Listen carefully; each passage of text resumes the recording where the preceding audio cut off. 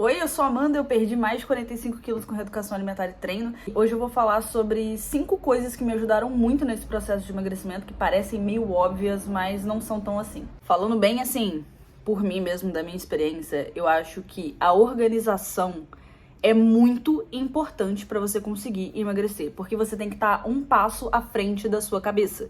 Então, a primeira coisa que me ajudou muito, e eu acredito que se não fosse isso, talvez eu realmente não tivesse acontecido, foi ter feito marmita.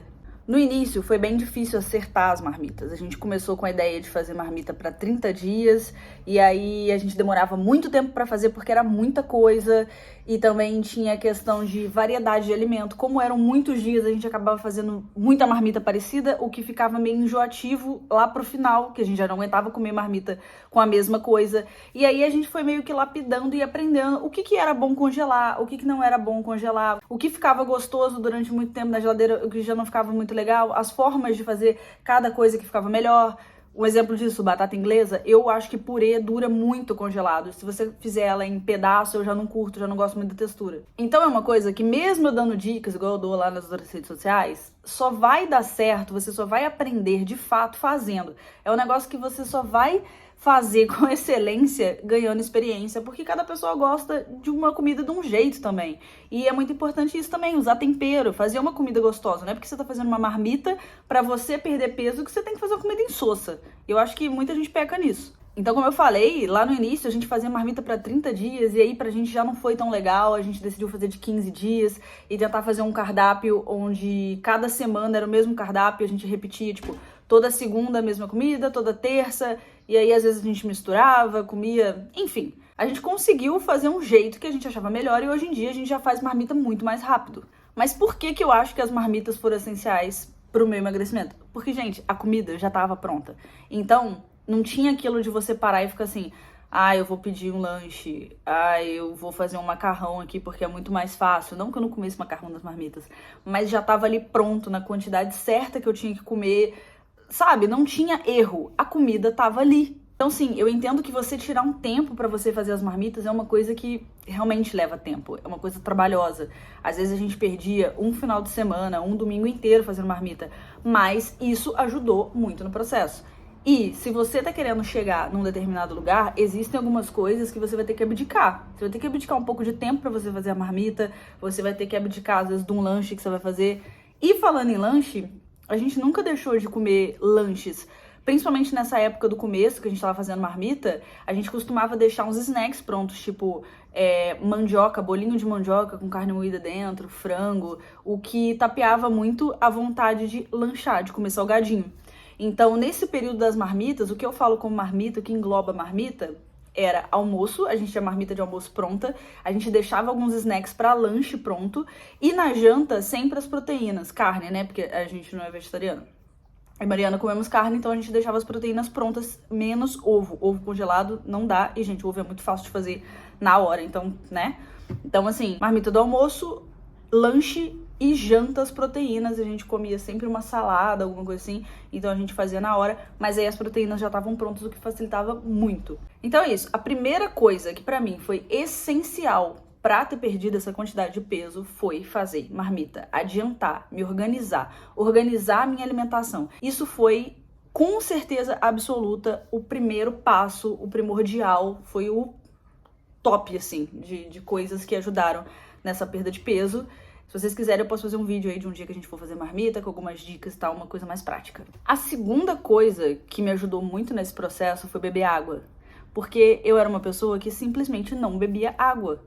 Gente, eu não bebia. E hoje em dia eu não consigo conceber a ideia de não beber água. Mas era isso que acontecia, eu não bebia.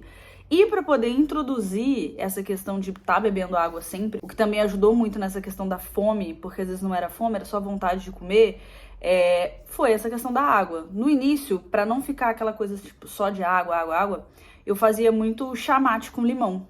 Eu sei que não é o ideal, o adequado, mas a gente tem que fazer as coisas de acordo com o que vai facilitar também a vida.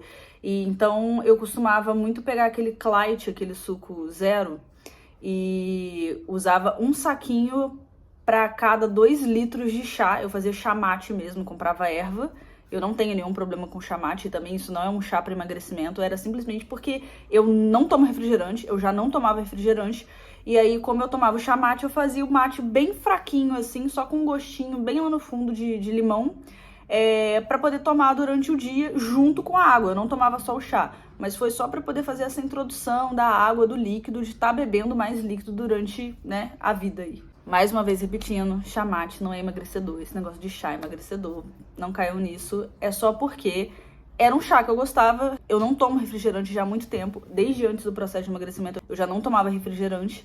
Então, o chá mate era uma forma de eu acostumar a tomar água. Hoje em dia, eu quase não tomo. Eu faço mais o chá, assim, quando eu tô querendo comer alguma coisa junto, mais por causa do gosto mesmo. Eu sou bem habituada a beber água. Então, beber água me ajudou muito.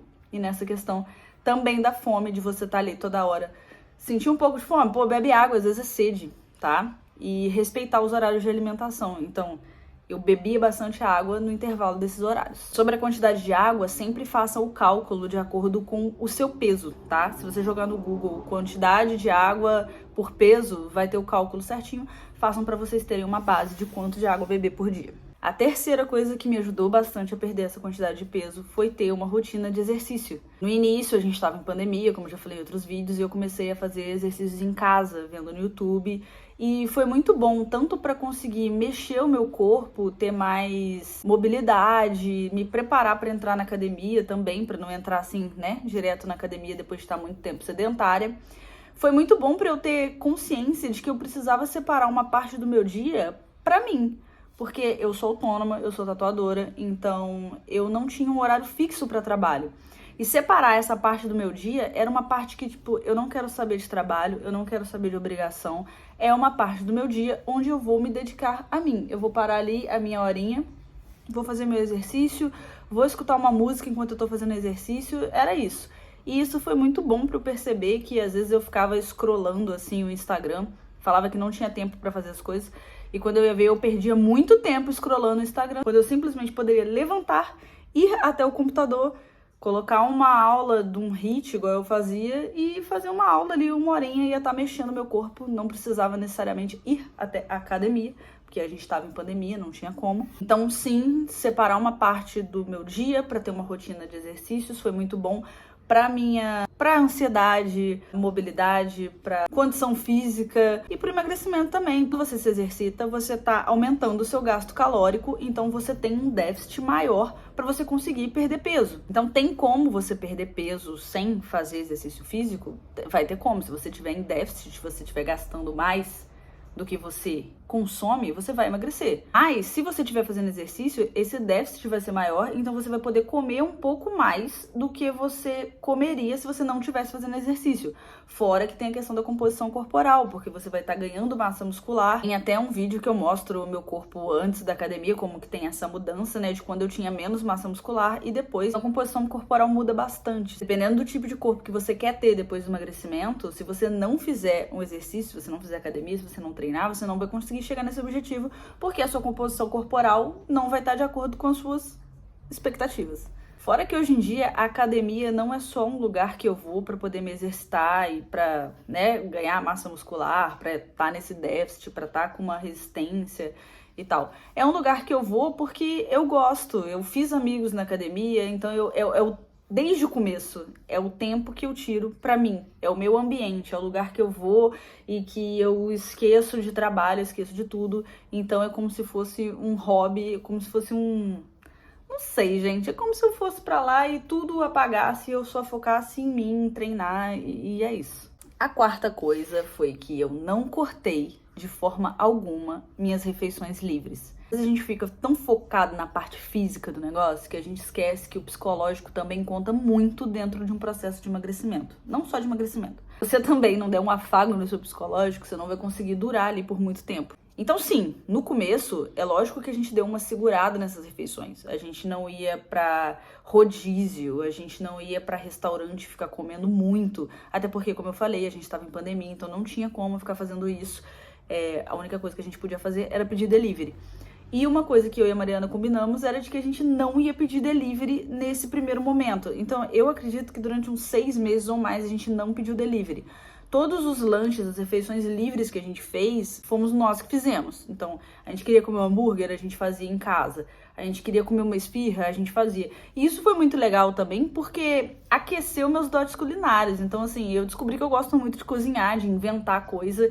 E fazendo em casa, a gente tinha completamente noção do que a gente estava comendo. De que a gente não estava fritando nada, a gente não estava usando muito óleo, a gente estava fazendo coisas assim, do jeito que a gente faria, normal mesmo, mas dando uma segurada, às vezes, numa caloria que não tinha necessidade de colocar ali. Por exemplo, vai fazer um hambúrguer? Pô, a gente fazia um hambúrguer de salada, com picles, fazia tipo um Big Mac, assim, não colocava bacon, fazia uma coisa mais sucinta, um negócio sem estar tão pesado. Então a gente não deixou de comer refeição livre, a gente só começou a fazer em casa e a gente estipulou o dia que a gente ia fazer essa refeição livre. Por exemplo, no começo, a gente fazia de 15 em 15 dias. Não que a gente não fizesse todo final de semana. Por exemplo, chegava no final de semana, a gente fazia, tipo, uns petiscos, fazia isca de frango, fazia uma batatinha na fritadeira. Então, a gente tentava transformar também uma refeição normal numa refeição livre de mentira, vamos dizer assim. É lógico que depois de um tempo, depois de um determinado período, principalmente depois que a gente já estava podendo sair, a gente começou a ir para restaurante e a gente colocou uma meta de que a gente só ia comer refeição livre se a gente saísse de casa, se a gente fosse dar uma volta, espairecer. E aí sim, a gente começou a ir para restaurante e tudo, mas sempre de boa. E até hoje eu sou adepta do tudo pode ser encaixado desde que haja planejamento. Então, assim, a gente precisa estar muito consciente do que a gente está fazendo, das escolhas que a gente está fazendo, das refeições que a gente está fazendo, se a gente quer chegar num objetivo. Não tem como você chegar nesse objetivo se você não focar e se organizar, principalmente. Mas se você fizer isso, você vai conseguir chegar lá comendo sua refeição livre e tudo. Ter esses dias de refeição livre me ajudou muito a ver que... E ter essa relação boa com a refeição livre foi muito bom para que eu não ficasse me sentindo culpada quando eu fosse comer alguma coisa fora da minha alimentação. Porque é a vida, cara. Eu gosto de comer é uma coisa boa e nenhuma comida é ruim. Você só tem que saber que horas e como você vai fazer essa refeição, dependendo do seu objetivo, é lógico. E a última coisa que pra mim fez muita diferença no meu processo e me ajudou foi ter parado de beber álcool. Eu era uma pessoa que bebia bastante e durante a pandemia eu bebi um pouquinho mais, tanto que eu ganhei bastante peso na pandemia. Eu já era uma pessoa obesa e eu ganhei mais peso na pandemia. Meio que perdeu um pouco do controle, porque a gente estava em casa direto, então a gente às vezes abria uma cerveja, 2 cervejas, 3 cervejas, uma garrafa de vinho e bebia. E quando eu comecei esse processo, eu já tinha parado de tomar cerveja. E aí eu decidi que álcool não ia ser uma coisa de todo final de semana ou todo dia na minha rotina. Iam ter momentos. Eu não parei 100%, mas eu tinha momentos para poder tomar, tipo, dia dos namorados, alguma coisa assim, uma comemoração. Eu bebia e bebo. Mas o álcool parou de ser centro da minha rotina, centro do meu final de semana. Não era uma coisa que tinha prioridade na minha vida. O que eu pensava era, entre comer e beber, o que eu gosto mais? De comer. Álcool já não fazia tanto sentido, não era uma prioridade, como eu falei. Então eu só falei, não vou beber, não vou ficar bebendo, não é uma coisa que eu faço questão. Nunca fiz questão, dentro do processo, de beber álcool, o que me ajudou, porque eu não tive que lidar com caloria vazia, e o que eu ia comer de caloria de álcool, eu comia. Fora que tem algumas questões do álcool prejudicar no emagrecimento, né, na queima e no ganho de massa muscular também, mas não vem ao caso, pois não sou nutricionista, posso buscar a respeito disso para falar para vocês. Mas, de qualquer forma, não beber foi uma escolha minha, porque não era uma prioridade. Hoje em dia, eu raramente bebo e não sinto a menor falta. E como eu falei, tudo é encaixado. Se você gosta de beber, você pode conversar com seu nutricionista, com certeza vai encaixar de alguma forma ali para você conseguir tomar sua cerveja, tomar seu vinho, isso daí é tranquilo. Porque o processo é individual. Essas são algumas coisas que eu fiz que funcionaram para mim. Pode ser que funcione para você, pode ser que não funcione para você, pode ser que você pegue isso e adapte para sua rotina. Dentro do processo, a gente precisa muito escutar nós mesmos. Isso é muito importante. Dê ouvidos a você, ao seu corpo e suas necessidades. Esse é o vídeo de hoje e se vocês quiserem que eu fale mais sobre algum assunto, deixa aqui nos comentários e até o próximo.